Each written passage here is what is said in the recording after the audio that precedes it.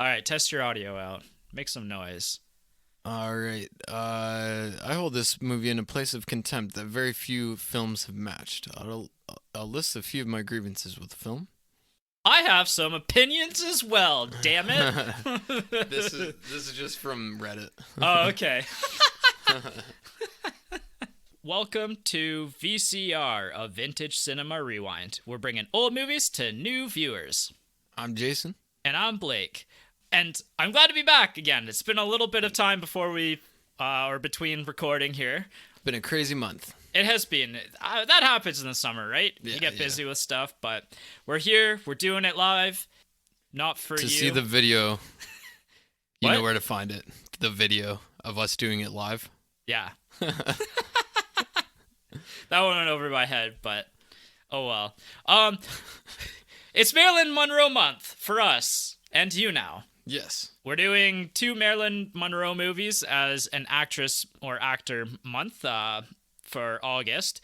And we kind of landed on Marilyn Monroe because she is an extraordinarily important person in American culture. Yeah, pop culture, movies. Yeah, mostly pop culture. Yep. And so basically we really wanted to go where no millennial or Gen Z has gone before and actually watch a movie that has Marilyn Monroe in it, because everybody knows about her, but not many people have actually seen one of her movies. Yeah, this is the first Marilyn Monroe movie that I've ever seen. Same. It's interesting that we ended up on the 7-year itch, which we'll get into maybe the backstory. Well, we will get into the backstory of that later and why it's such an important movie in her film history as well. But as I'm going to get to a little bit later, I don't know if this is necessary Marilyn Monroe watching. I see where it's debatable. Yeah. Well, we are watching, but Yeah. there's not much else. Yeah. And I think with the second part of this series, when we do Some Like It Hot, I think that's going to be the movie of Marilyn Monroe's career that it is the most excited I am to see. Yeah, for sure. But anyway, we're starting with the 7-year itch, and before we get into plot, though, we have something important and exciting to announce. We're doing a great movie draft, the great movie draft of 2022. Fucking right. Yeah, I'm really excited about this. This is a concept that you and I have been working on for a little while now. And we're actually going to have one other person, our buddy Mike, on the podcast as well as a special guest. And we're going to actually pick different categories at random. And then you have to tie together 3 movies based on the category you get and essentially sell each other and the audience on why you should check out these 3 films and maybe check them out in order and or other ways to check them out or experience them. How interconnected they are. Like there's probably going to be a grading system sort of maybe. Yeah, and we'll do like a viewer vote as well. I'm really looking forward to this. I think this is going to be a really fun experience. So let's give Mike a call and see if we can get a hold of him, and then we can do the draft here. Hello, sir. Hey, how's it going? You are on the podcast right now, and we are about to do the draft portion of the great 2022 movie draft. So we got to outline some rules, though, before we get started. Can you hear me, Mike? Yeah, barely. Okay, cool. So we've got our categories here. We've got franchise, wildcard, year, genre, actor, actress, director, and my personal favorite, 6 seasons in a movie. So most of those don't need explanation. Actually, maybe I'll read out the rules first before I explain 6 seasons in a movie. The rules of the draft are, we pick these categories at random, and then you must do 3 movies of the category. 2 of those 3 movies have to be over 20 years old. You have 5 minutes per movie during our draft discussion episode. Yeah, to basically pitch your movies and explain like why you should watch them, maybe some cool facts about them, what order you should watch them in, that kind of thing. And we'll rotate through, do each one of them, do one by one kind of thing. Make sure you have a cool explanation for why you went the direction that you did at the beginning. And I think that's more or less it. That's pretty straightforward. 6 seasons in a movie. We should explain it. Sorry, what do you say? So you guys want me to pick a category for the next podcast? So this is going to happen probably in late September. We'll give ourselves about a month to watch your movies, come up with your plan, and then write everything down and get ready. So we've got a bit of time for this. What I was going to say, before we pick categories, because we're just going to pick them at random, is 6 scenes in a movie is a Community / Rick and Morty reference. Essentially, the way that this one's going to work is you have to pick an older TV show that either was based on a movie or had a movie come out after or during the TV show, and then do your part on that. And you have to try to watch in a month 6 seasons if that TV show has 6 seasons. There's some cool stuff out there for this as well. I have some good ideas already. Yeah, so do I. I'm actually really excited about this. We'll see if one of us gets it or not. All right, so I'm going to toss all of the pieces of paper into my hat here. I'm going to put you down for a sec, Mike. All right. And we're letting Jason pick first. He kind of died as you put him down. All right, we're letting Jason pick first, and then you and I will pick after. I got genre. Ooh, that's exciting. I said that very weird. Genre is what I meant to say. I said genre. Genre. Genre. Genre the actor. The famous genre.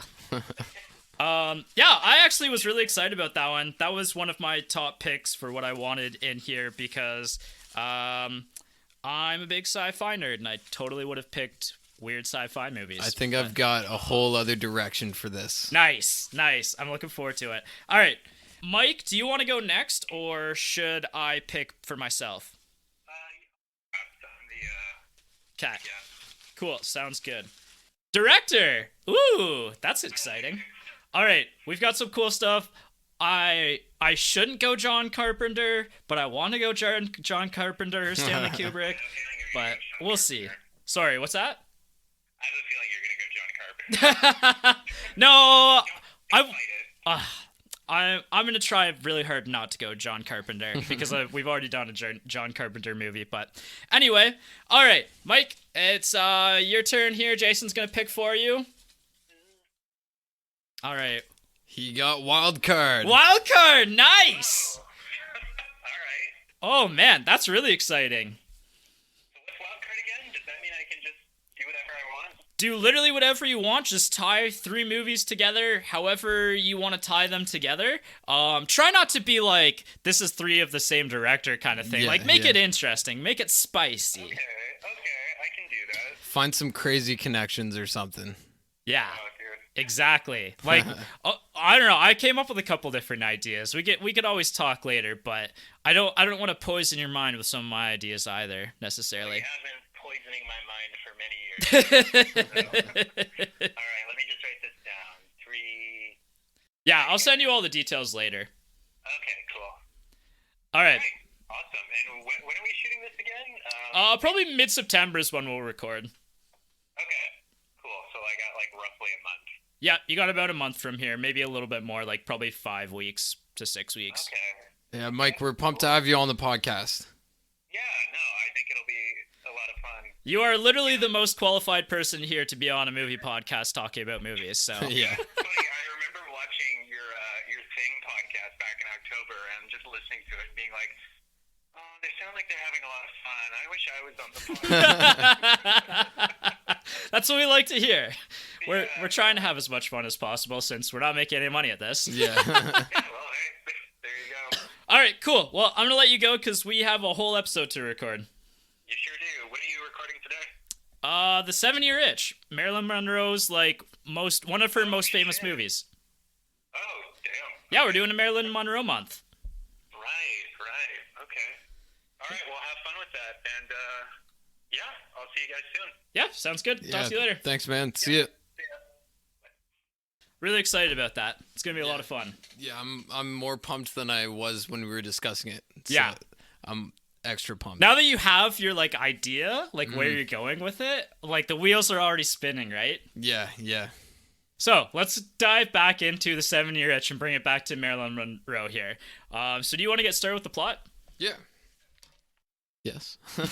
We're doing the 7-year itch. Came out in Yes. 1955. Yep. It's a hot New York summer. All the women and children are shipped off for vacation to the lakes, and the men, including our main character, Richard Sherman, have to stay back and make money. With the freedom this brings, the men devolve into a bachelor lifestyle, drinking, smoking, partying.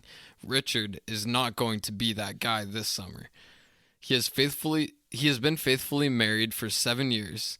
Everything is going well until the innocent and sexy girl, Marilyn Monroe, moves in upstairs, and he finds himself needing to scratch an itch he didn't know he had.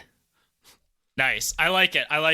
The other thing to maybe add to this is Richard has a very, very large imagination. Yeah. And a lot of the film is really diving into his fantasies and his imagination and how that sometimes can get way out of hand. Oh, yeah.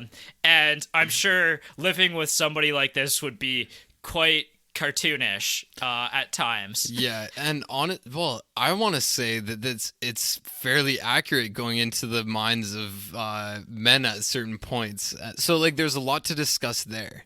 Yeah, it's really interesting.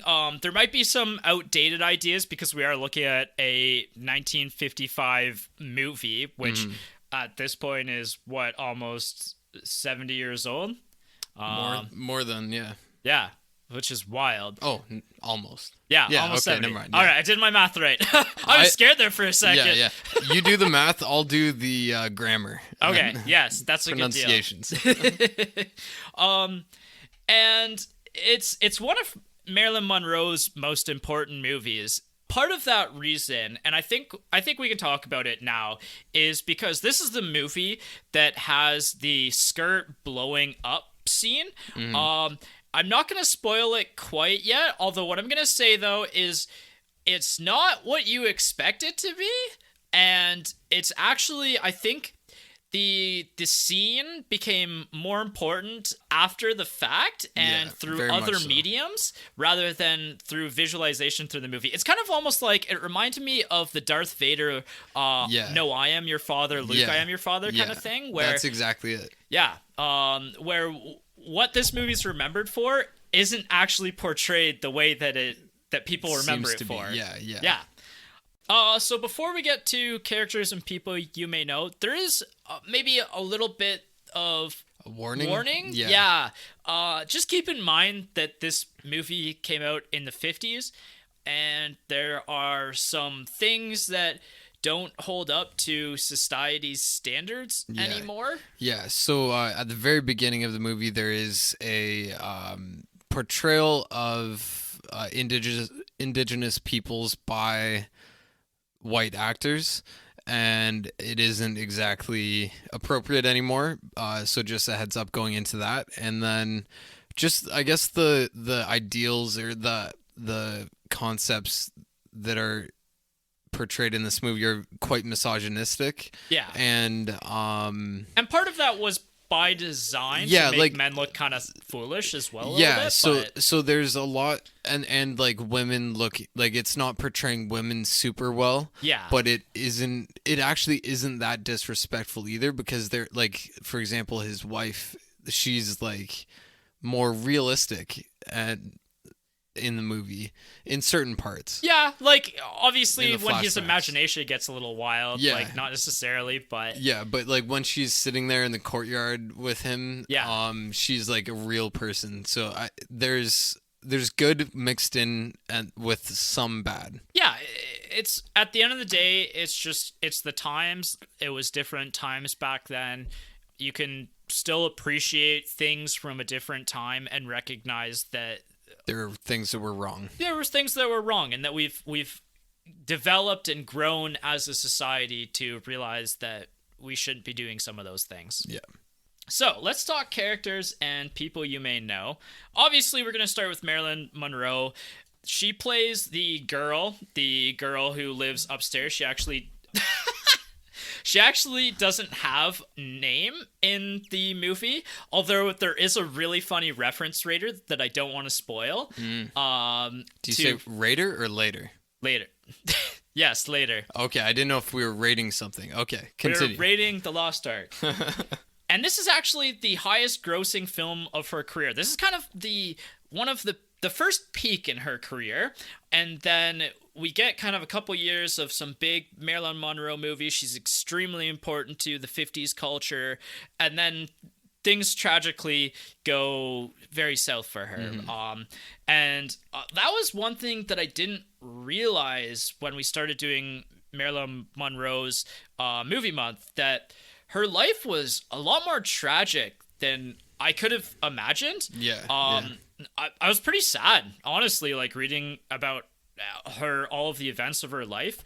And you don't see any of it in her character in this movie or the character that she portrays to the world. Yeah. It's very apt, I think, like looking back now. We see that so many times, especially in the past like decade, of all the new movements that have been and like it seems to be a cycle that Hollywood continues to unfortunately repeat. And she was probably the first big case of this happening, or the first memorable one in modern history. This cycle's probably been going on for a long time. Yeah, I can't really name too many actresses before her time. Like, she's the one that everybody knows. If you ask anybody like on the street who's like an old time actress, she would be number one, yeah, easily. And most people don't know too much about her story, really. Yeah. Or her movies. Yeah. So going into her character a bit more? She kind of plays like she's playing an actor who's moved to New York for the summer, and she's renting the apartment above Richards. She plays like innocent, ditzy, young. She's 22. Experienced in a lot of ways, but very inexperienced and naive in so many others. Yeah, and she's the bombshell, right? Like, she's like a sex symbol even within the idea of this movie. She comments on how guys are always trying to marry her, asking her to marry them, and and that's something that we see Richard trying to hold himself back from doing while he's married with a child already. Married with child. I don't know why I said it like that. Her character is really fascinating, and she brings a lot of charisma to her role. Like, there are aspects of this film that I don't necessarily love, or maybe the medium of the story doesn't quite work for me. But the highlight of this film is absolutely her portrayal, as well as her co-star's portrayal as well. They really carry the movie because there isn't a whole lot of plot or story to it, to be completely honest. Yeah, it's mostly taking place in the apartment, and it's all about inner conflict and then their reactions to each other. Yeah, and how Richard's fantasies don't play out the way that he thinks they're going to as well. Yeah, like the good and the bad. Exactly. Yeah. So I do want to just briefly give you a kind of a bit of a scope into Marilyn Monroe's life. As a side note, this is a really good timing for you and I to be putting this podcast out, because there's a Marilyn Monroe movie coming out, I believe on Netflix in the next month of September, starring Ana de Armas, and it's supposed to go into the backstory for life. And I'm actually really excited about it after reading all of this. I really hope they do her justice. And the tragedy around her life, the kind of some of the people that she hung out with that unfortunately maybe caused some of the problems that she had as well. Because she was born Norma Jean Mortensen, and Norma Jean is probably another name that you may have heard before and didn't connect the two. And she had a really rocky childhood. She grew up, I believe, in foster care because her mother was had some mental issues, wasn't fiscally like able to support her as a child. So that definitely had an impact on her as a child. And then getting married at 16. Yeah, that was also really that situation did not work out very Just well. a whirlwind of a childhood. Yeah, she was married to Joe DiMaggio, he was a really important baseball player in the 50s. And he and her unfortunately had a very tumultuous relationship as well. Very much in the public eye.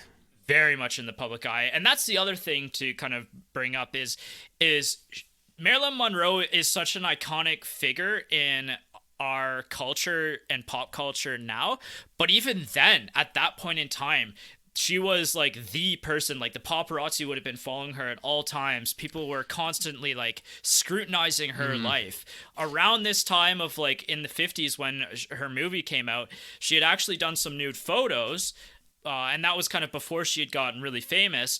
And those nude photos were actually sold without her consent to Playboy. And that was what Playboy used to actually kickstart the whole Playboy empire. So there's some controversy there as well.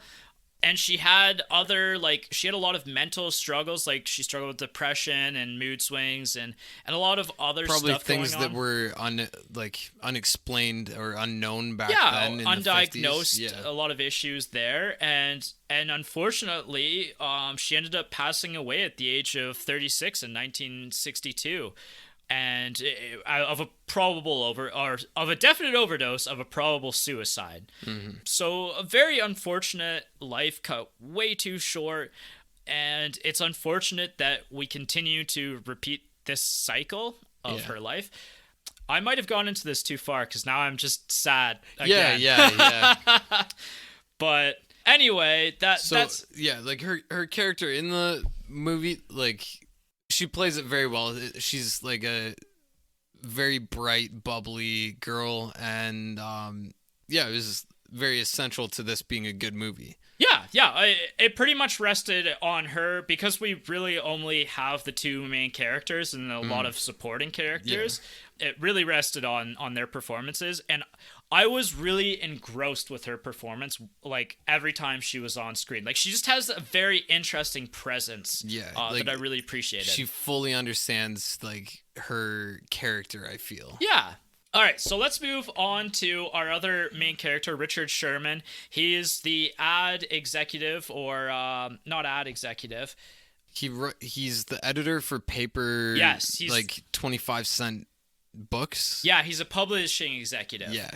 And it kind of gives you Mad Men vibes as well, because it's kind of in that time period. He's got a similar role to what Don Draper would have. And he has like a secretary, and then it's in New York. He does all the work, not his bosses, kind of thing. Exactly. Yeah. And so he's played by Tom Ewell. All right. We'll have to figure out what that. We'll have to figure it out, or you'll have to figure it out. Tom Ewell. There we go. And he's actually reprising his role from Broadway for this. So, spoilers, this is actually an adaptation from a very popular in the 50s Broadway act called The 7-Year Itch, which notably was not a musical and not really a very musical movie either. Yeah. But it was... I don't want to spoil the comparison of the movie to the Broadway play. We'll talk about a little bit more details later. Tom Ewell, you probably don't necessarily know if you haven't seen this movie, because this is his most important film and the one most centered around his career. He was extraordinarily popular and important to Broadway and won a number of Tonys. So unless you're into 50s Broadway, you might not have heard of him prior to this. But he was also in a few other films that I do want to highlight, because he does have an interesting film career. He was in the musical comedy The Girl Can't Help It.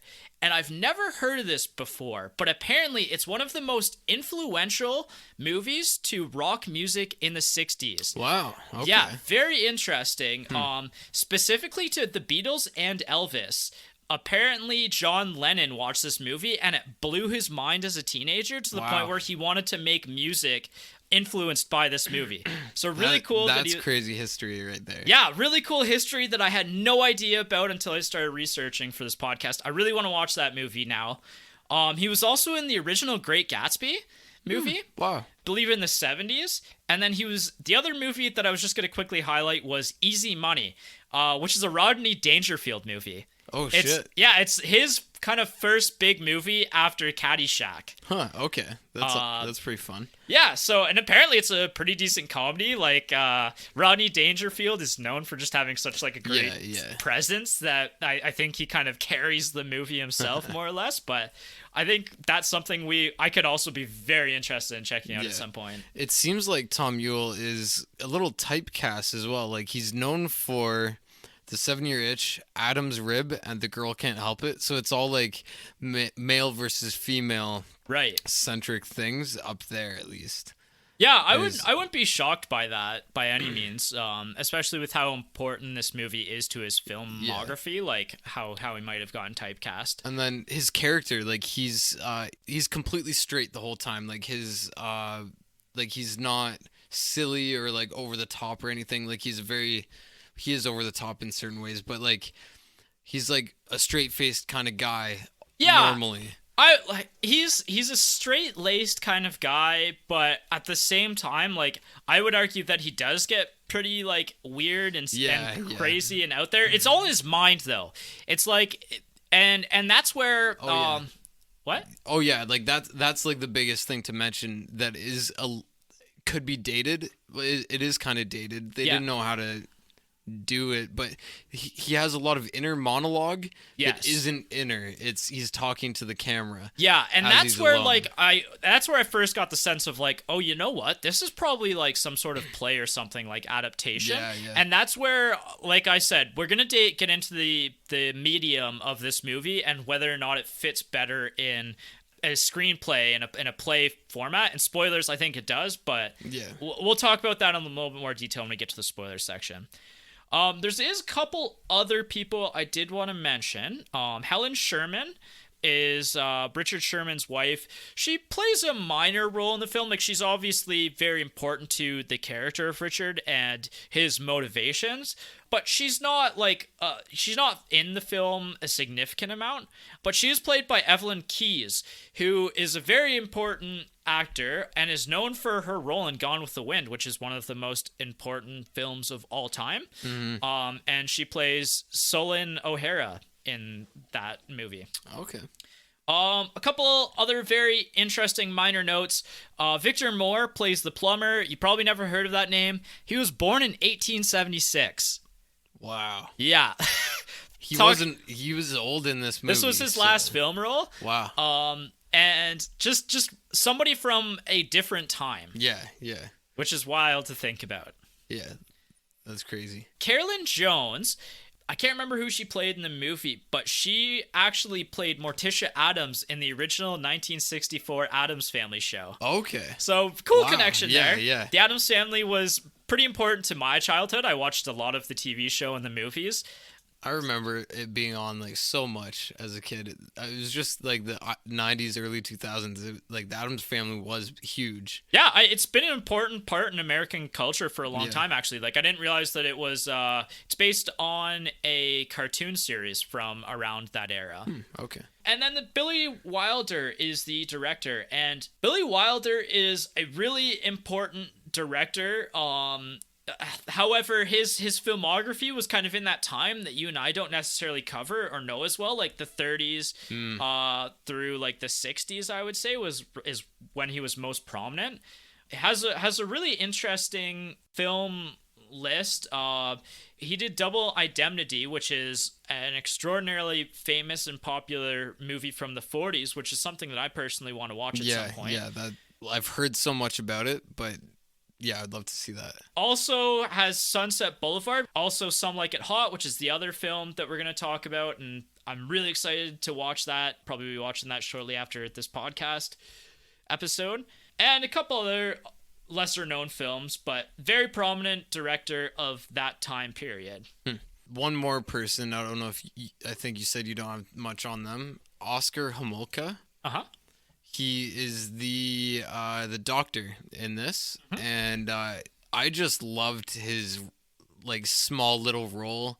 His portrayal was just really fun because he was obviously like a very like to the point like doctor like Right. but everything he said was like pretty funny because like their interaction was great on screen. Yeah. And he has been in so many movies. 101 acting credits. Wow. And this is And- probably later in his career, right? Based on his age. He has. This is right in the middle, really. Interesting. Yeah, like he has a lot from the 60s and 70s, and then but he started in 1920. Cool. So he has he's So he would have been in some like silent movies then as well. Like that's what he would have started his potentially career yeah. in. I think he started mostly on stage, but then worked his way into movies. He was also in War and Peace. 1956 War and Peace. Yeah, I've heard of that. And then I think he received a award for I Remember Mama, which I have never heard of, 1948, but it was apparently pretty big. Cool. Very fun character. I just really liked like his role in this. Yeah, he had a really small part, but it was it was a very memorable scene, Yeah, and the interaction that he had with Richard. Yeah. So who is this movie for? The movie itself, the genre that it allegedly fits into is a romantic comedy. I wouldn't necessarily peg this as a rom-com necessarily. Not like, as we know it. no. Yeah. Like this is not the traditional rom-com that you've grown up with the last 30 years. I would say it's basically just a comedy. Yeah. Like there's not much more to it. There's not. Like there's a little bit of romance involved, but it's like an old-fashioned. Well, no, it's like an old-fashioned prudish romance. And but part of the problem with that is actually because of the way that studios in Hollywood worked at that time. There were certain things that you couldn't have in movies. Yeah. And I'm going to talk about that a little bit later because I really dove into that and found that fascinating. But the only romantic part about it is just like where Richard's trying to be kind of suave in his in his imagination, and like when we see like him trying to push women away in those first scenes. dream sequences. And then on the flip side, like when Marilyn Monroe is on set, like that she just brings that presence that you're just like you really are hanging on to every word she says. But I wouldn't say that's romantic necessarily. No, like more of like a lust. Yeah, and that kind of fits with this. Like, I would say it is mostly just a comedy. Other than that, who is this for? Everybody should watch a Marilyn Monroe movie, I think, just because nobody knows about her. And like one of our favorite bands, the Glorious Sons, like has a song where they're like that somebody like he mentions there's a verse about Marilyn Monroe and how nobody's seen her movies and how she's so culturally important, but at the same time like nobody really appreciates her for what she did besides her like beauty or something like that. Exactly. She was important in so many ways, and there's a lot centered around her beauty, but it's what she did with it. I think. Yeah, exactly. And this is where you get to see that kind of thing. Yeah, exactly. And she was actually very important to like women in film as well. Like she advocated for herself in a lot of films, and there's a lot of decisions that we'll talk about later. And actually, that started in 1955 after this movie when she started really fighting for like equal pay and things like that. Yeah, exactly. So that was something that I missed in my initial discussion, but I do have it a little bit later. Everybody should watch the Marilyn Monroe movie. I don't know if this is the one to watch. Yeah. I don't think this is a movie for everyone. If everybody watches 2 Marilyn Monroe movies, this should be the second. Yeah. I'm happy to have watched it first because I think the second movie is the one I'm going to remember. Yeah. So who is this movie for then? We're saying that this is not a movie for everyone. I think if you're a fan of the theater, and you've gotten through a lot of the classics already during COVID, like Jess and I watched Hamilton, and we watched a couple other ones. I can't remember. Yeah, we watched all of the cinematography buttholes. Yeah. I think that this is kind of an interesting stay at home but go to the theater kind of movie. Yeah. It's notably not a musical, which is very interesting coming from a theater. I haven't seen a lot of theatrical plays that haven't been musicals, but it's kind of neat there. That's who this movie is for, essentially. I would say maybe like whoever's into fashion, just for her icon in fashion. Yeah, her status. dress is very important to Yeah. movie history and fashion history in the film. The other thing I'll say is if you're interested in the 50s and what 50s life looked like visually, this is a really cool movie because it takes place in New York in the 50s. Yeah, and it's like not a like super upscale like fancy like fantastical kind of like rich 50s look. Yeah. It's like an everyday man or everyday person kind of experience. Yeah, it's not like friend-sized apartment building like huge. Like it's actually really fascinating, and this plays an important part in the movie that the apartment that he lives in was actually used to be a big townhouse. Yeah. And then they just essentially covered over the stairs to separate it into multiple apartments. And so he still has a stairwell, and I was really confused by that when they first when we get introduced to his apartment. I did think his room must have been upstairs, but we didn't see him go up at first, and then that whole plot. And they decorated the stairwell that was what drew my eyes. So I was like, why did they decorate the stairwell the way that they did? And that's because it was a decorative stairwell, basically. Yeah. So, and there's other little things that I just noticed where I was like, you know what? That kind of reminds me of my grandparents' house, and stuff like that. It has a nostalgic 50s vibe to it, and if you're kind of interested in that era, it's kind of neat. New York, if you're interested in New York, especially in the 50s, it's a cool time of film. Yeah, and this represents the time well. Yeah, and the last, I guess, thing that I'll note here is that, like I said before, Ana de Armas is starring in it is a Netflix film coming out September 23rd called Blonde.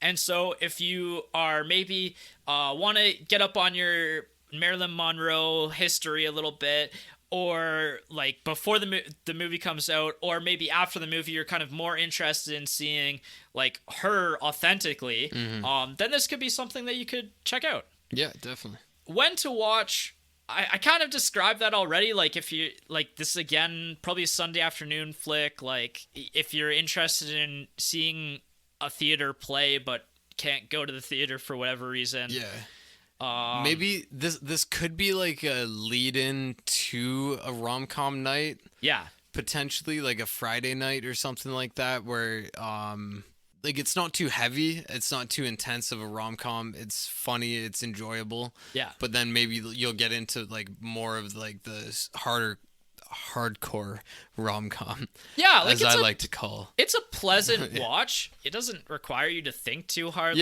There's there's not like that, I don't know, that rom-com formula that was developed in sometime in the 80s where it's like guy or girl falls for other guy or girl, and then there's some sort of conflict at the end of the second act, and then they fall in love, and she doesn't go with the guy that she had before, and she comes to the hero, all that bullshit. Yeah, exactly. Yeah. And you know what? This is like realistic in a certain sense. Yeah. Because it's kind of like going into the mindset of what people think of guys' imagination and then like girls' reactions.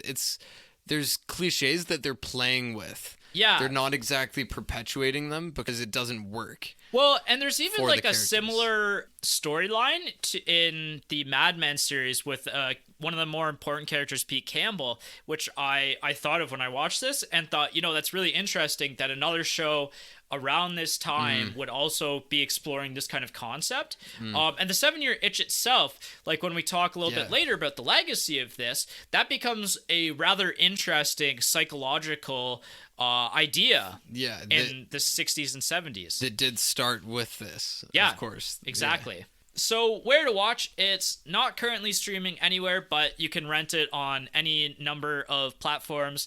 If you want to check out where to find it, just go to Just Watch, and you can find one of those streaming platforms to rent it off. Just Watch Canada if you're up here with us, or Just Watch as it is itself. Yeah, you crazy if you're Canuck. elsewhere. Yes. Bad. All right. We'll cut her off there. Spoiler free as possible. Let's dive into the film in more meat and potatoes after this quick break. All right, we're back. So let's talk themes really quickly. So the 7-year itch. Let's dive into that idea at first. So the 7-year itch, the idea behind that is that after 7 years of marriage is kind of the where your relationship maybe starts to like fizzle out. Some of the romance, the excitement, the magic, everything. Yeah. Everything's gotten so like to a point where potentially you feel like it's mundane, and you get into your routines. The mind and the eyes start to wander. Yeah, exactly. And so that idea is that as a man that you might start looking towards other women, or in this case, very particular to this movie, in the 50s, that men would send their wives and children to summer camp all summer long off of Manhattan, and that would be their time to play and do stupid stuff and cheat. And get up to some debauchery. Yeah. And what's really interesting about the 7-year itch was that this idea was actually popularized by the movie. Yeah. But it has some merit, actually, in science. At least, I don't know if I would say it does for sure, because it became popular with psychologists at that time, and it was kind of perpetuated over time. I don't know. I didn't look up if, like, it's been, like, debunked or anything like that, like, with modern thinking behind it. I didn't read into the modern way of life, but through the 50s through 70s, the peak in divorce rates actually happened around the 7-year mark. It was like 6.7 years or something like that, and then it actually levels off around 10 years. So that's where the idea that 7-year itch, that longing for what you, I guess, lost, your independence or whatever. Yeah, I have a little thing just from Wikipedia here. Yeah. The 7-year itch is a popular belief, sometimes quoted as having psychological backing, that happiness in a marriage or long-term romantic relationship declines after around 7 years. So it's like the concept of happiness declines. So whether or not that necessarily fits into the divorce thing is like, maybe that's not scientific, but like statistically, it's around that 7-year mark where a lot of divorces happen. Like that's the peak year in which a couple may divorce. Yeah. So like the theory kind of explains, like, you've probably had 1 or 2 children within that time, and then they grow up a little bit, and you're like, this life is so much different than the way you and your spouse were at the beginning. Yeah, exactly. So that kind of comes into it as well.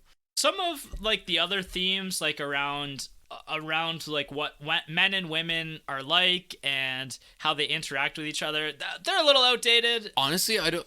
What I would say is what I love about it is this movie is the introspective look at the male ego, because what's the name? Sherman. Yeah, Richard. Yeah. So, of course you'd be Dick. Dick Sherman. I don't know. But so like his ego as it's portrayed in his like monologues is sort of like, it's still relevant today, because guys are always thinking like, oh, girls are always throwing themselves at me, or like I'm very like the ego is always saying like, I'm so attractive, and it kind of like, you have to have that mentality, right? And for some reason it seems like all guys are like kind of obsessed with that area, and so they talk about it in a very cool way where we're seeing men think in this like primalish way, and especially in regards to women, and same with like him, him fighting the like someone else. Like it's all like it's exploration of the male ego. Right. Yeah, that's a good point. Like that's a little timeless. Like you and I were talking about during our break, like how really like the mentality of human beings, like we're anatomically like the same as we were 200,000 years ago. So a lot of that primal stuff is anatomically. Still there. Yeah, Yes. anatomically. So a lot of that primal stuff is still in our minds there. And so that's where some of this stuff is timeless. However, there's a lot of change in culture, I guess, from 1955.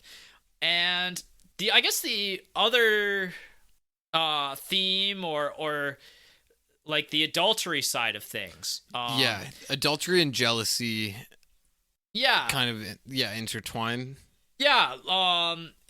So this movie is really interesting in the sense that if you really think about it, not a whole lot happened. Yeah. Like the whole movie is about whether or not Richard Sherman is going to cheat on his wife or not. Yeah.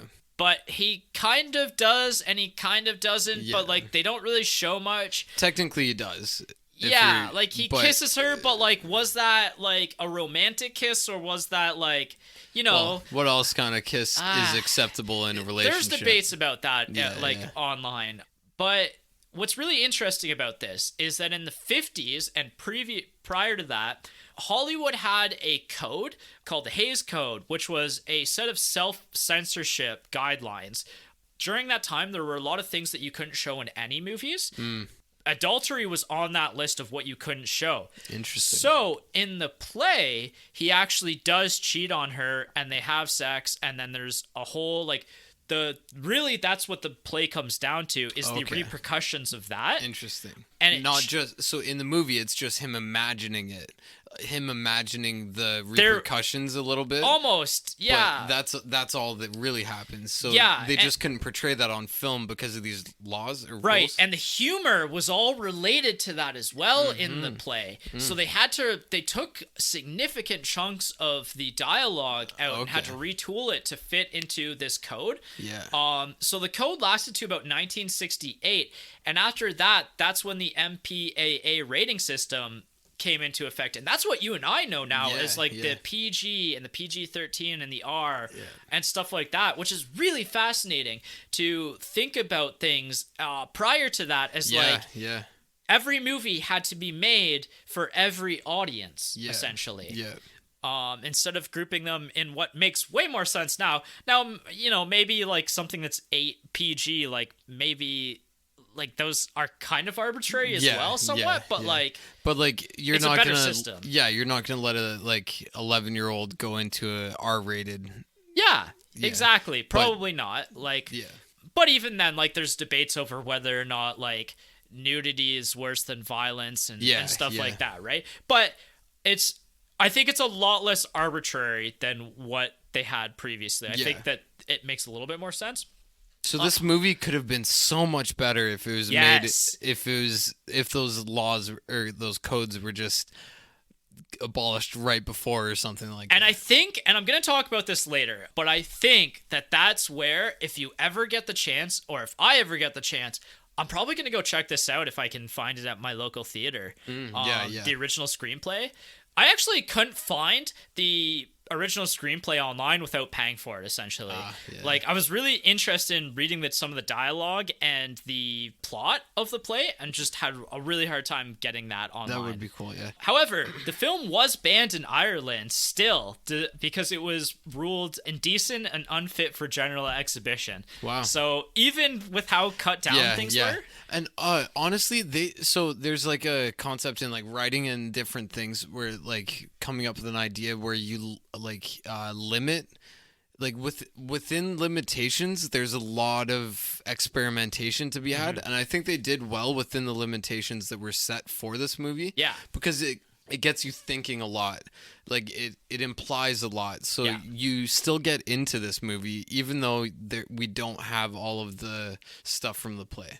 Yeah, which is really fascinating. And what's really interesting as well at the time is that the critics at the time were actually critical of the point of them not exploring that in a little bit more detail as well, despite even them knowing about the Hays Code and how that system worked. So really fascinating point in history and in movie history. This is a really pivotal time in all of that, and partially why this movie feels like an old movie. And it doesn't this is not a modern movie by any means. So let's get into effects and filming, because we're kind of dabbling into that. So the film is actually filmed in Technicolor, which at the time was not the norm. Like in the 50s, we're still getting mainly black and white film, because that was, and it wasn't because the color film they weren't able to generate color film. Like the color film's been around since at least the 30s and maybe even longer than that. But it was just audiences preferred black and white for whatever reason at the time. It was popular. I don't think they could have portrayed Marilyn in, I don't know, she must have been in some black. No, I don't think. I don't know. We'll have to see. There's a chance that a lot of the stills from like photos from the movie are in black and white, so they might have shown it in black and white. I don't think they were allowed to, because, and this is really fascinating, Marilyn Monroe specifically had in her contract that her films would be in color because she thought that she looked sexier in color than in black and white. So she was maybe one of the pioneers to color film. Interesting. Okay. Yeah. She had an impact on so many things, but obviously on that as well. Exactly. And again, this is what we were talking about before, how she was important to movie and history and culture and everything else. I think Some Like It Hot is in black and white, but I'm not 100% certain on that. Okay. But we'll see pretty shortly, I guess. Yeah. So her iconic white dress. Yeah. Set a record when it was auctioned for $4.6 million in 2011. Yes. So let's talk about that and talk about that scene, because this is the most important thing that came out of the scene for culture. Is they're in New York, they're on the streets, and the subway is underneath of them, and there's those subway grates where the air kind of flows out. And so if you picture Marilyn Monroe, one of the things that you picture is her in that white dress and kind of like holding down her dress because it's blowing all up. And that's what happens in the movie, but like it's way less iconic in the movie. They basically made the scene for that to happen. There was no other reason for the scene. Well, and it's less like it just, she's like, oh, like there's some wind coming up, and then she feels good on my feet or something. And then it just kind of shows like the bottom half of her dress like close up and they kind of blow up, and then they're kind of talking, and then she's like, oh, here it comes again. Like it's not as sexual as it's intended, later becomes, right? Like the imagery around it, and there's actually that picture of her, I don't know if you saw that online, of like her, and they took the picture of that separate where she's like holding down the dress and like it's really fascinating that something in the movie that you would expect it to be like one way is very different from that. Yeah, and like I tried not to go into this knowing too much so that I could enjoy the movie fully, and I didn't know that this was in this movie ahead of the time. I didn't look at the poster. I didn't look at anything really. Yeah. So that was like cool. It was really cool to see it happen as it would have been like viewed back then.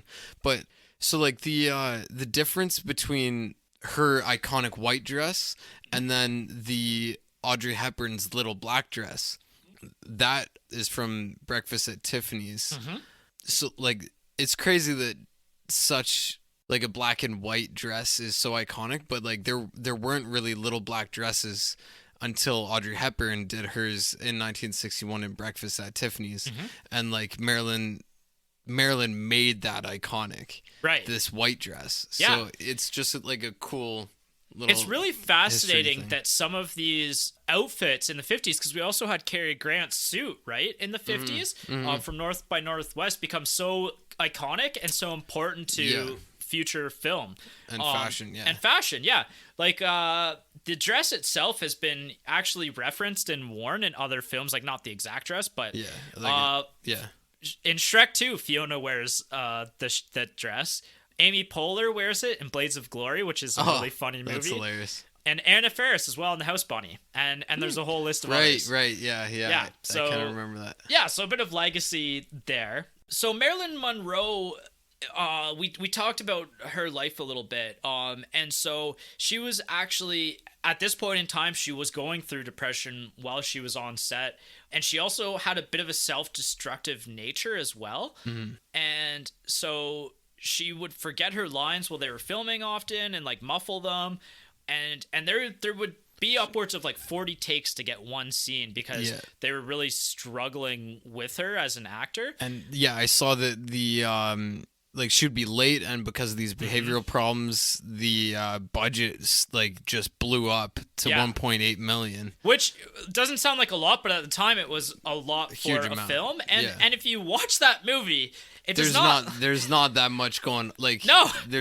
what are they spending the money on? Yeah, it's not like big like scenes, like it's not like Ben-Hur where you're getting 10,000 people together to like, film like some how many horses Coliseum size scene, right? Like this is a pretty self-contained film, like mainly taking place like you said in their apartment. Yeah. I do really like the decision to make it small because anything else and the story wouldn't have been like they made the apartment small and everything like fit into one little location, and that allowed the story, which is fairly small, to feel a little bit bigger, and so that you don't like get taken out of it. Like you're in this little apartment. It fills the room. A small, exactly. That's a really great look at that, and it is kind of it's different. It's different from modern film, and it is kind of interesting to see it. And how it's portrayed in that style. Yeah, like the biggest comparison to like a modern movie that is easily like comes to mind is The Hateful Eight, because that's in a small like location. They only leave the building a few times. It's in one room. But that had a huge story. Yeah, it had a big story. There's a lot of tension. The dialogue's a lot sharper. Yeah, it's a more Quentin Tarantino like. But again, it's the limiting. The limiting of it made the story still big enough to fill the room. Well, and it's films like these that somebody like Quentin Tarantino would have studied while he was growing up and becoming what he is today. Like he started out as a guy who just worked at a movie rental place, and he saw so many movies and just had such that passion for film, and something like this very well could have influenced The Hateful Eight. Yeah. No, this just blew my mind. What's that? This is separate. Marilyn's character is 22. Guess how old she was in this movie when it premiered? She was in her later 20s, wasn't she? Oh, I read that as 39. She was 29. Yeah, she's 29. Yeah. She looks like just again about her her beauty and the way she acts and like creates that character. Like she looked exactly 22. Yeah. But she's like 7 years older than that. And, she just amazing. Yeah, she really is like gorgeous. Yeah, like like that it shocked me at certain scenes. I was like I understand now. Yeah, I understand now. I didn't before. Yeah, I thought she was just like any other like 50s like model. Yeah, or something like even today's like beautiful celebrities. Yeah, like but like it's. Every once in a while, it just hits you, and it's like, okay, I get why she is so iconic. Yeah. Because obviously there weren't as many people at her level back then compared to like today. Today, there's like so many amazing people on film, male and female, whatever. Like everybody is like the standards have gotten so high that there's so many. Like there's like hundreds of actresses and actors that are at that level. Right. But to see her at that level at that time and like to think about that. Yeah, and she also knew how to use that and pivot and work with what she had. Like I think I really appreciated that as well. Like I said, she's very charismatic, and that really comes through in her portrayal. You know what? We haven't really talked much about the story. We're only referencing a bunch of other things. I guess. Like, there isn't really much more to the story about, like, is Richard Sherman gonna cheat on his wife? Yeah, but, so, at the beginning, this might have to be moved forward, I don't know, but basically the movie centers around Richard Sherman. He's in his apartment. He sends his wife and son off to vacation. Yeah. And he comes back and he's just trying so hard. His voice, he keeps repeating like he's a very weak man trying to be like strong Yeah. because his wife is gone, and every other guy in New York is apparently being like has accepted this in his societal eyes. standard. Yeah, Yeah. exactly. In his eyes, every other guy is off partying and like hooking up with like girls and he's who are better left than behind. everybody else. Yeah, but he's also just like really is trying to be faithful to his wife. Yeah. And she tells him like, don't drink too much because the doctor said not to, and don't smoke. And he's like, no, not me. Like, I'm not like that. I really liked his like repeated use of that. So yeah, he goes back home. Then he starts reading the book. Did you catch like the references of the book? Probably, but it's he's reading a book about the concept kind of the 7-year itch. And that's how he gets connected with the doctor later. Yeah. Is because he's editing his novel essentially. Yeah. He keeps repeating like chapter 3, the base nature of men at a certain age, and the base urges of men come out, and like he doesn't get past that first section of chapter 3, right? And he keeps repeating it, and it's so essential to like what's going on, and he can't read into it because he keeps getting distracted by exactly what he's reading about. Right. So that was fun. So okay, there's actually one other effects in filming thing that you were talking about before, right at the beginning, how he's talking to his wife and his kids there, like as they're leaving for the summer, and his son is dressed up like an astronaut. And so the whole setup there it was from the TV show Captain Video and his Video Rangers, which is a TV show that was super popular in the 40s. He keeps calling him like Captain. 50s. Yeah. So, really fascinating. This was like a very, very culturally important TV show in the 50s and actually influenced heavily Star Trek and was kind of the prequel to Star Trek almost. Predecessor, yeah. Yeah. And the show is lost to time. Wow. Because in the 70s, the studio wiped all of the episodes, deleted them all. There's only 8 episodes known in existence. There's like 160 episodes of the show that were made. There's only 8 ever in existence, which is fascinating. Yeah. Like, crazy. That's such a cool story. Yeah, like, that really is. Think about all the stuff lost to like history, right? And time. But like just to know of something, like I had never heard of this show before, but it was immensely popular at the time and it was destroyed. Yeah, like I wonder how many other things like it was common practice at the time. There's so many. Yeah. And now we're like, oh, I wish I had that. But now everything's on the internet, so that's great. Yeah, I wish I could find the quote to the third chapter thing. But anyway, so he's just trying to read his book. He's trying to be a good guy, and then suddenly a tomato plant falls down onto his oh no, he did see the girl earlier, didn't he? Yeah, he saw the girl as she came in. Yeah. And had a little interaction, and he's like frazzled by it because she's so beautiful. Yeah. And then he's like, no, I'm gonna be good, I'm not gonna smoke.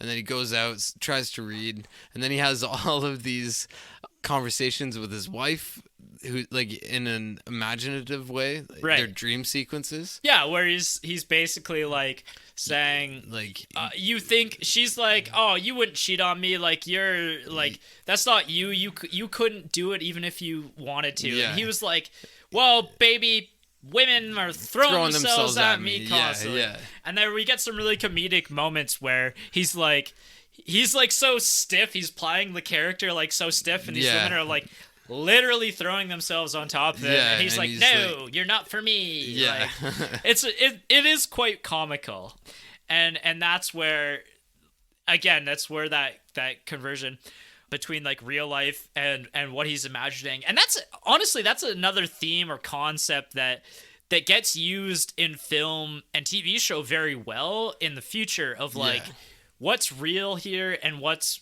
a dream sequence. And I think it gets used more effectively later, but this is maybe one of those early uses of that idea. Yeah, I agree. I don't know. I don't want to dive too much. Like, we can talk about like our favorite scenes a little bit later and stuff. Yeah, okay. I don't want to rehash the whole movie. Like, because we only have so much time. We're already like probably too much into this episode.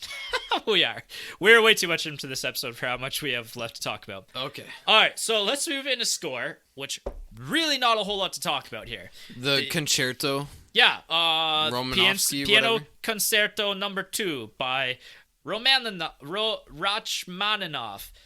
Oh my god, I can't pronounce things. I'm trying to... Yeah, so the film really only uses 2 songs, and they're not background songs. They're actually important to what's happening in the story. And so, like you said, it's piano concerto, and then Richard and the girl play chopsticks on the piano a little bit later. Yeah. I will say though, highlight scene for me is when he's imagining him playing on the piano and he's being all suave and everything, and he changes his voice up for it. Yeah, as well. he's all like suave, like James Bond, and which is one of my favorite quotes as well. And I'll save that quote for the end. Just say it now. I don't have it written down, so I'm gonna have to find it. Never mind. We'll say it later. Yeah, there's not much to talk about here. Like, it's used effectively. It's part of the film and the story of what's happening. But yeah, like the dream sequences probably have something leading into them. No, nothing. Okay. There's really not a whole lot of background. I was just gonna say that it mostly fades. Like, if there's anything, I didn't notice it really. Yeah. Besides the 2 songs. Yeah, like, it's very fascinating that it's one of the few films that I've ever seen use score so minimally. Okay. Huh. Okay, so a look back at the times. I think we've talked about everything that I wanted to. Oh, did you mention The Creature from the Black Lagoon, which is a movie that I have always wanted to watch? Yeah. I always thought it was kind of like just a Scooby-Doo reference. No, it's like a culturally iconic movie from the 50s. Yeah, like I kind of feel like that's where Scooby-Doo might have. When did Scooby-Doo come out? That's a good question. Because it seemed pretty old when we were watching it as a kid, some of the old stuff. Yeah, it was probably the 80s when the cartoon was playing, but I don't know. Anyways, we'll have to look The that up. Creature from the Black Lagoon. I'd like to see that before I die, maybe. Yeah, I think that... It's not high on my list, but like... It's kind of a neat old school monster movie. Yeah, I would like to see it. Yeah, so do I. Maybe we'll get to it on the podcast someday. So Legacy, we've also talked about Legacy quite a bit, with the dress, what the 7-year itch means. I want to bring up the quote that Billy Wilder brought up, in the 70s, because he was reflecting on this movie, and the quote that he said was, the film itself is a nothing picture, because the picture should be done today without censorship. Unless the husband, left alone in New York while the wife and kids are away for the summer, has an affair with that girl, there's nothing. Yeah. But you couldn't do that in those days, so I was just straitjacketed. It just didn't come off one bit, and there's nothing I can say about it except I wish I hadn't made it. I wish I had the property now. So he regrets even making it. Wow, okay. Which is really fascinating, and that's again where I really wish that I could see the play or even find something more online about the play. So this has never come back to Broadway, but it has been used countless times in smaller theaters. Yeah. And most importantly, it was used, I believe, in London around the year 2000, and Daryl Hannah played the girl. Daryl Hannah. Yeah, you don't know who Daryl Hannah is? To me, he's a bearded guy who's like quite. No, like you thick. would know who Daryl. You know who Daryl. How do you spell Hannah. Daryl? Is it Darrel? Kill Bill. Oh, okay. Yeah, like Daryl. Daryl Hannah. You know who Daryl Hannah is. Of course I do, but she was in the play. Is that what we were saying? She played in the 2000? girl in the 2000 version, and I believe it was in London. Ooh, the other movies that the dress scene. So we talked about the dress and being copied, but the dress lift scene has been referenced and copied itself. And like the imagery of what we expect it to be. Yeah. The 2 movies that I wanted to bring up were Frozen 2, because it's very recent, and Pulp Fiction, one of my favorite movies of all time, has it in the diner scene where they go to like that 50s diner thing. Yeah. So good uses of that, and there's our Quentin Tarantino reference. There Boom. we go. Yeah. Okay. So he's definitely seen this movie before. There's no way he 100%. would include something without knowing the movie behind. Yeah, like the everything's cultural reference. important. Every little detail with him. Yeah, it's culturally important, especially at that time. But like, I guarantee he's seen this movie. Yeah. The last point I did mention, Joe DiMaggio and Marilyn Monroe. They're marriage was only 9 months, and it ended during the shooting of this movie. And the reason for that is because he was such a jealous person, and he was so angry about the fact that they filmed that scene with his wife's dress blowing up, because there was actually like they filmed it like in New York, first shoot, and there was a number of people there standing there watching it and cheering it on and everything. And so they ended up getting in like an actual fight. So a little bit of domestic violence there. Not great look for Joe DiMaggio.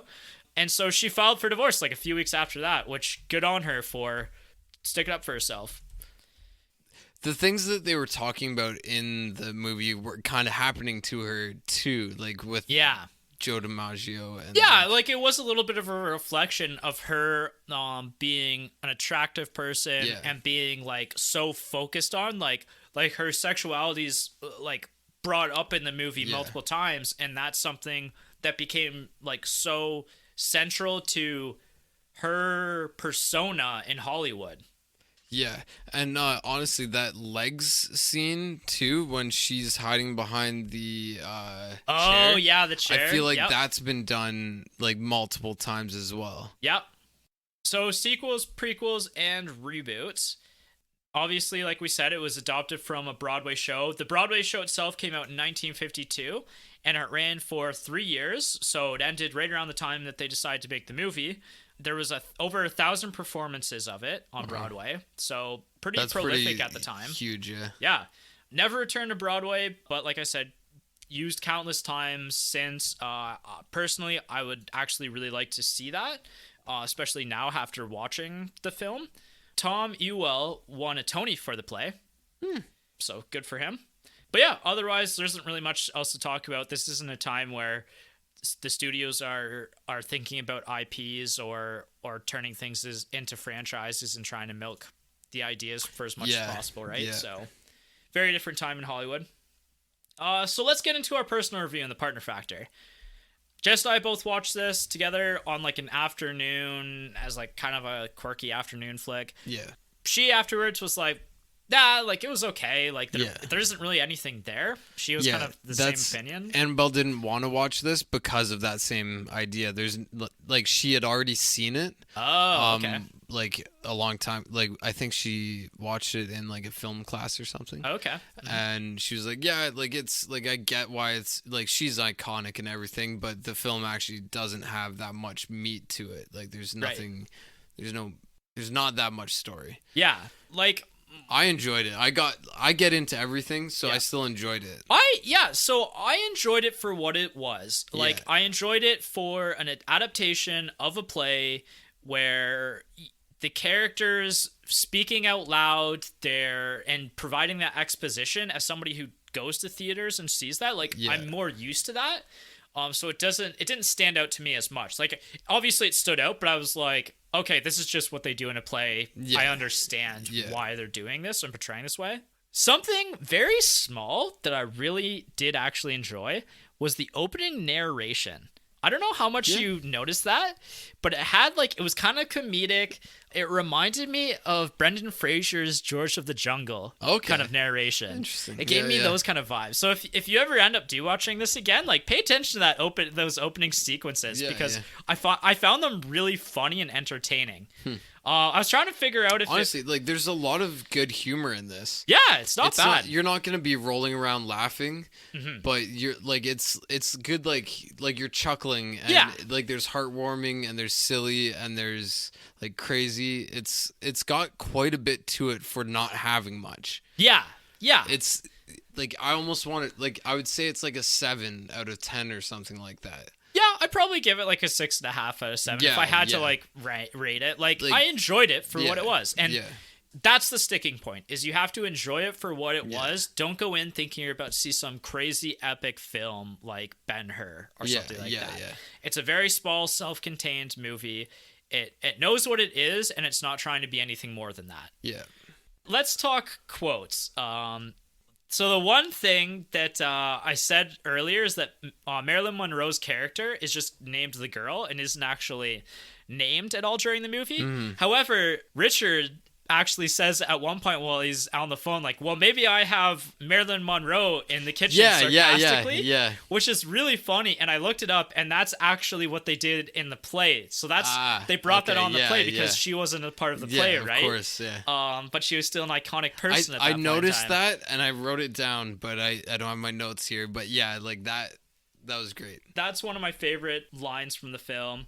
Here's another one that I liked, like in Richard's fantasy, he was imagining, I think, his secretary, and like he's imagining this whole scenario where she's like in love with him, and she's like, what is this strange animal thing you have? It bothers me. It's bothered me since the first time I saw you, and it'll bother me always from here to eternity. And he's like, you must fight it, Elaine. Remember, I belong to another. And like all of those scenes were very fun. Yeah. Because it's exactly like, it's like leaping into someone's imagination when they're dozing off and thinking like, I'm so great. Yeah, and I'm sure a lot of people have had a daydream like that at some point in their life where they're just like, yeah, I'm pretty cool. And like, there are people who like, you know, I've had to turn down or whatever. Yeah. One of my favorite like scenes and moments, like I said before, is that piano scene in his imagination, and he stops playing, and she's like, "Why did you stop playing?" And he's like, "I'm gonna lean over and I'm gonna kiss you now." And just the way he says it, like, is so violently and wetly or whatever he says. Yeah, I can't find the exact quote, unfortunately, right now, but it's it was one of my favorite parts of the movie. Yeah, things from her, like when like she was calling everything elegant, like she played it so like cutesy, and it worked so well.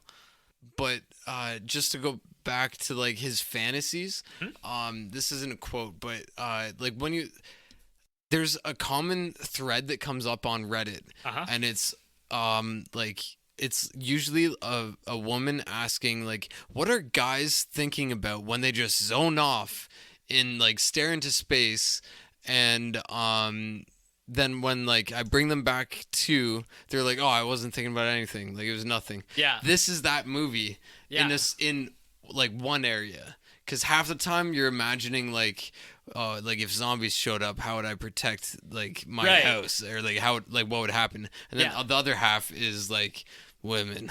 Yeah. so like that's where it has some real like basis in reality, I think. Yeah.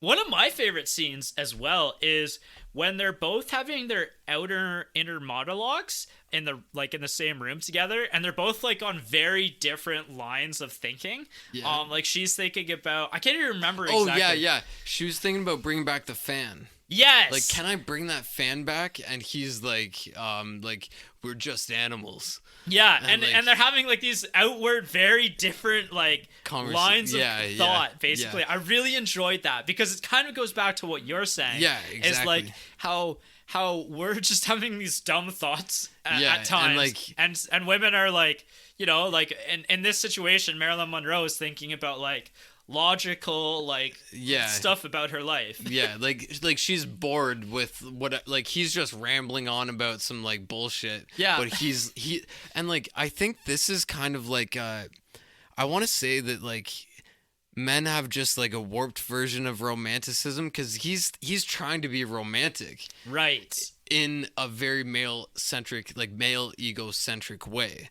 right? Because he's like, that's what would be romantic to a guy with that type of ego. He's like, we're just animals, and like she's like I paid $325 for that fucking fan. Yeah. And it didn't even work. It didn't even work. It's so freaking hot in New York in the summer. She had to put her undies in the icebox. Yeah, there's some, again, that's where there's some like weird and cool like old school stuff in here, like the old style fridge. The cabinets were what I was imagining, because I was like, oh, like those little cabinet doors, like I've seen those before. Like my grandparents have those little metal cabinet doors. Yeah. It's just like little minor stuff. Like probably, I don't know how many people actually would notice something like that. But like I found the quote from the girl when she's doing that, like thinking about the fan thing. She's like, maybe if I took the little fan, put it in the icebox, Yeah. then left the icebox door open, then left the bedroom door open, and soaked the sheets and pillowcase in ice water. No, that's too icky. And like I remember her, like she was so, like she acted that so well. Like Yes. she draws you in. Yeah, and she's so engrossed in it, and you Yeah. get engrossed in that conversation as and well. like even like And the you're- way and she's so I was thinking while she was saying that, I was thinking about like why that wouldn't work and like how she Yeah. would have to do it differently and yeah, stuff. yeah. So I got on the same mindset as her. I Yeah. kind of got lost in what Richard was saying and was like more focused on her in the Yeah. icebox. Oh, I wanted to talk about Dr. Brubaker. Yes, you did. This is just, I just see like a quick quote here, and Richard's like, I don't think I have the itch, or he's like, wait, maybe I do. And then Dr. Brubaker's like, when something itches, my dear sir, the natural tendency is to scratch. And Richard's like, last night I scratched. And just, yeah, like Dr. Brubaker's scenes were just so good to me. Mm-hmm. Like he was a great actor, and like nobody knows him really now, Yeah. but he did a great job. And yeah, just like Richard's twitching finger, that scene. Yeah, like, and he's like he begins studying him, but he's Yeah, like, yeah. I gotta go, my time's like Yeah, my yeah. time's up. Yeah. Good luck, man. yeah, like that's one of those tropes almost that you get with doctors and therapists and stuff later in yeah, film where it's like, yeah, sorry, like Yeah. you'll have to sort your shit out next time. yes. Call and set up an appointment. Yeah, exactly. I don't know if I have too much else that I want to talk about. I like those are all the best quotes. Like the stuff that you chuckle at, you almost have to watch it to like understand the comedic moments. Yeah. When she's dipping the chips in the champagne was Yeah. kind of like comical as Yeah. well. I really like the vegetarian restaurant. It's hilarious that they were making fun of it that hard back then. Like they had like signs up on the wall, and one of them was like prime ribs of celery, and like they had like a really gross depiction of like spinach in a certain way. Right. And then they were telling him like, your meal today was only 236 calories. Right. Like yes. I was like, in the 50s yeah. they already were doing I had that? the same thought. Yeah, that was crazy. Yeah. Like, I didn't think that was, I thought that was so much more modern in like in the timeline of like health stuff. Yeah, that blew my mind. Yeah, yeah. Other quote thing here with the doctor. This is the between Richard and the doctor is he's like, "Tell me, doctor, are you very expensive?" And he goes, "Very." He says, Yeah. "I'm sure you occasionally make exceptions." And he was like, "Never." Never. And he's like, "Well, I mean, once in a while, a case must come along that really interests you." And he's like, "For $50 an hour, all cases interest me." Yeah. Yeah, that like everything with him I love. is really sharp. Yeah. Yeah. This is the quote that he kept saying at the beginning. He's like, "Oh no, not me, and I'm not gonna smoke either." Yeah. And he keeps throwing his smokes up on top of the. He locked the key. He threw the key up on top of his Right, bookcase. right. And Oh, I locked thought his- he kept throwing smokes up there. I was No, confused by no. that. Yeah, that was the key to his drawer. Oh, to his And then- cigar box yeah, or and cigarette then- box. Yeah, and then like the girl was so confused by it, and he's like, yeah, I'm trying to quit. They say not to keep cigarettes in sight, but now I just end up going up and down these stairs all day, Yeah. or this ladder all day. Yeah. Okay, I think we've gotten through a lot of really funny bits. This is part 1 of Marilyn Monroe month. Yeah. And I'm ecstatic to see Some Like It Hot. I'm really excited about it. Yeah, I'm pretty pumped. I'm pretty excited to see some performances from that as well. I watched Tony Curtis recently. This will be my second Tony Curtis film, so I'm excited to see him again. I've heard really great things about the movie as well. I've heard that it actually holds up, so I'm excited to be the judge of that myself. Like, yeah, I'm really excited too, because this almost held up. Yeah. If it was fully fleshed out, it 100% would have. Yeah, I think if they we had had- gotten the original screenplay, comedy, and direction, then Yeah. it would have been more iconic. Yeah, I agree. But this is what we got, because Hollywood was at a very strange point in time. But anyway, that was a lot of fun. I'm glad we did part 1. I'm enjoying learning about Marilyn Monroe. Yeah, me too. I feel like everyone should know so much more about all of these people, but I know it's like a specific niche little area just knowing about actors and actresses, and obviously we're getting into that, but it's really fun. Like, this is kind of like why we do the podcast, because it's like, oh, did you know that this person from this movie did that? Yeah, I feel like I'm beginning to understand culture more. Yeah, I'm becoming a more cultured person. Yeah, at least within a certain area, for sure. North America, pretty much. Yeah.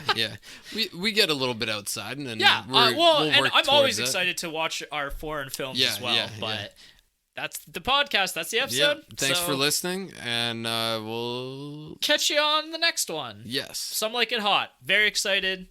Check it out before. Yeah, go watch it. Yeah. I don't know where yet, because I haven't looked on Just Watch, but... Yeah, we'll just check Just Watch. Yeah, just check Just Watch. Good call. All right. Pay us Just Watch.